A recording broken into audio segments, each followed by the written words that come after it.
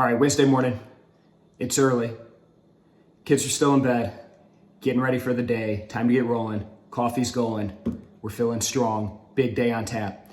Inflation data due out today, 7:30 a.m. Central Time, 8:30 a.m. Eastern Time. The expectation on the street is it's going to be a big jump in that year-over-year headline number.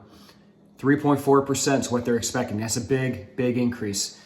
Now, it's to be expected because a year ago, inflation was so extraordinarily low, but the concern and the focus right now is on whether the Fed reacts to this number and indicates they're going to raise rates sooner than expected. That's what has markets across the board spooked.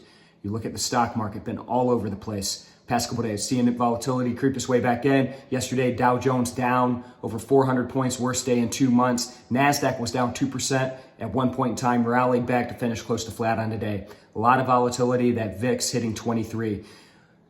This number could get markets moving again on the stock side. Look at FX. FX been all over the place. Seeing weakness in the dollar, seeing significant strength in these commodity-linked currencies, as well as the euro and the pound. Could get volatile in FX today on the back of this number. Oil's been all over the place. Up another % today, broke up above $66 a barrel in WTI. So again, big number, a lot of focus on this number. What's the Fed gonna do? Could get the markets moving. Let's be ready.